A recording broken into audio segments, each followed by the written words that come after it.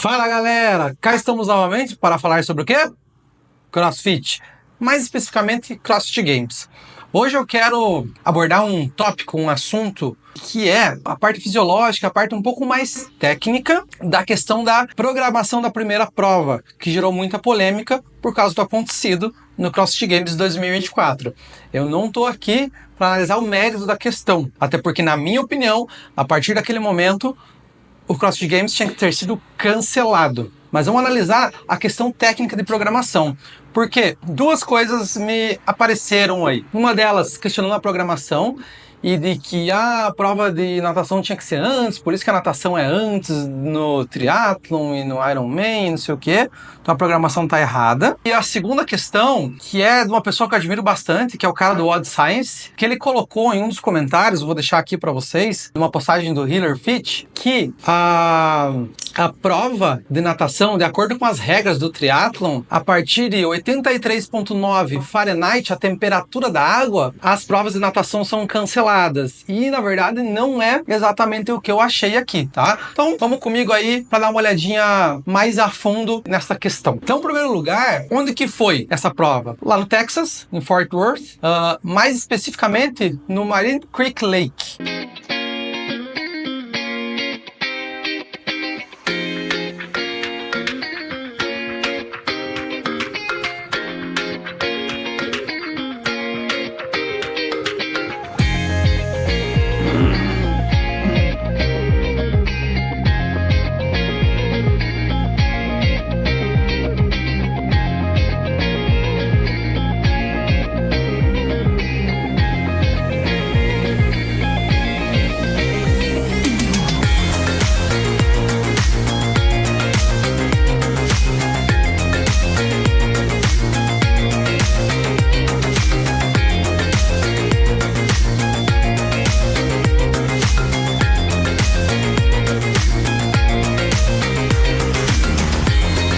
Lá nesse lugar, as temperaturas oscilam bastante, mas sempre são muito altas. Durante o dia, podendo passar de 40 graus. Ou seja, se você tem piscina em casa, uma piscina sem aquecimento, por exemplo, você sabe que não significa necessariamente que o dia está quente, que a água vai estar quente.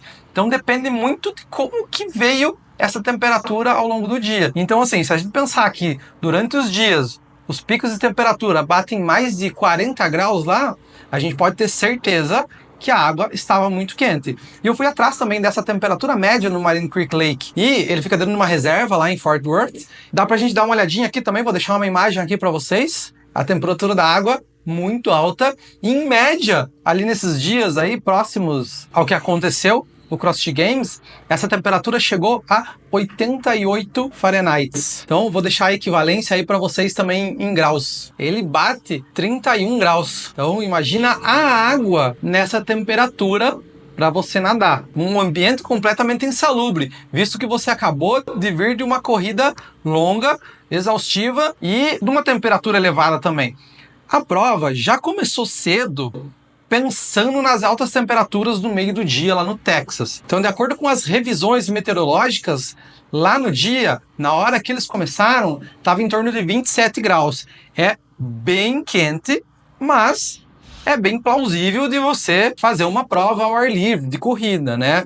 Mas, mais uma vez, o problema estava na água. E agora aqui, eu abordo já o tópico que foi comentado pelo rapaz do Odd Science lá, que é um cara que eu admiro muito, sigo ele no Instagram, no YouTube, acompanho as postagens. Não é tudo que eu concordo com ele, mas no geral ele faz um bom trabalho. Mas essas regras que ele colocou, na verdade, não são exatamente assim. Então eu vou deixar aqui para vocês as regras, para vocês entenderem um pouco. Como que funcionam essas regras? Essas regras são para wetsuits, ou seja, para você usar aqueles macacões na hora do triatlon. Então, na verdade, se vocês derem uma olhadinha aqui, ó, a partir de 83,9 Fahrenheit, ninguém pode usar a wetsuit. Então, ninguém pode usar o macacão. Por quê? Porque senão vai esquentar demais. Mas isso não significa que eles cancelam a natação, de jeito nenhum. Tem aqui, ó, as regrinhas de como você usar o macacão, porque influencia mais na pontuação também. Então, eles dão ali meio que, ó, até de tanto a tanto, você pode usar.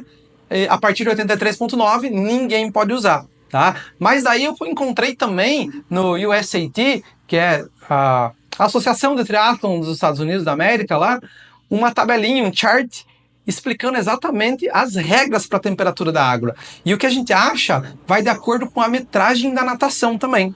Então, se a gente pegar aqui nessa tabelinha, você pode observar aqui, 88 Fahrenheit, que era a temperatura da água da primeira prova, você pode nadar até 1.500 metros. Ou seja, estava de acordo. Então, o problema, a gente pode concluir aqui, óbvio, a gente tem muitas questões fisiológicas envolvendo a questão da aclimatação. Vou fazer uma postagem sobre a aclimatação também, então fica ligado aqui, fica ligado lá no Instagram também. Então, além de toda essa questão fisiológica, a gente deixar disso de lado, especificamente o fator de programação e o fator técnico estava de acordo. O que provavelmente não, o que com certeza não estava de acordo, a questão de socorrista, de salva-vidas. Então, foi mais uma questão, na minha mera opinião, de negligência com relação a isso. Tem muitas coisas aparecendo aí, mas aí são detalhes que vamos deixar para as investigações mesmo que estão acontecendo e já está pipocando alguma coisa aí, do que uma questão técnica de programação ou de temperatura da água.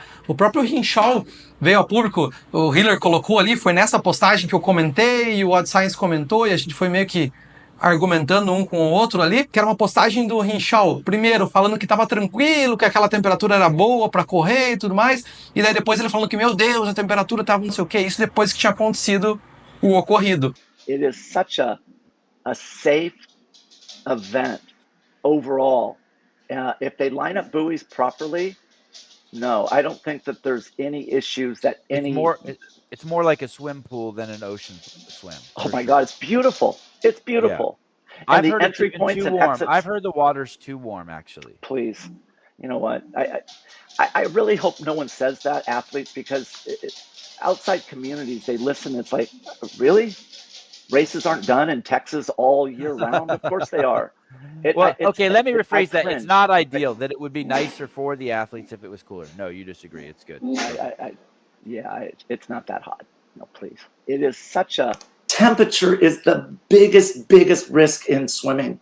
And if you have that risk, that is the most important piece that you're looking at. But to me, the amount of risk that was occurring that day, I don't understand how the athlete protection was in place. It doesn't, for me, I've never seen anything. It was shocking.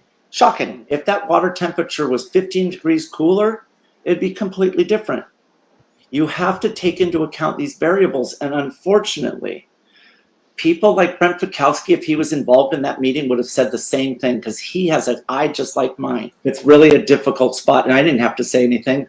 And I've been always very vocal about injustice that occurs to the detriment of my own business. Let's face it, Sean, the damage that I'll get from HQ from this is immense. What I wanted to share with you, what I saw in Jeff's Garmin, and that concerned me the most. Yeah. That a guy can swim backwards and be stationary in the water for 6 minutes and 21 seconds. That's a concern. GPS signal cannot travel through water, and the watch is repeatedly submerged while swimming. O que eu acho? Não tinha problema. Tá ali, ó. Mostrei os dados aqui para vocês. Isso não significa que, porque tá liberado pela associação de triatlon lá, que estava ok. Então, mais uma vez, o ambiente era insalubre, mas estava de acordo com as regras. Então, não foi um problema técnico, um problema de programação. A programação estava correta, foi outro problema. Sempre que a gente vai comentar alguma coisa, sempre que a gente vai fazer um post ou alguma coisa, eu acho que nós temos que ser responsáveis e ir atrás da informação correta para conseguir passar exatamente o que está acontecendo, principalmente quem tem mais notoriedade na área, né? Não é o meu caso, mas eu acho interessante trazer esses dados aqui para vocês poderem analisar de forma crítica também, beleza? Então, é isso aí, galera, tamo junto, fiquem ligados, se inscreva no canal, curte, comenta e compartilha com alguém aí que se interessa por CrossFit também, que aqui é só disso que a gente fala, CrossFit, performance e nutrição, tamo junto, até a próxima!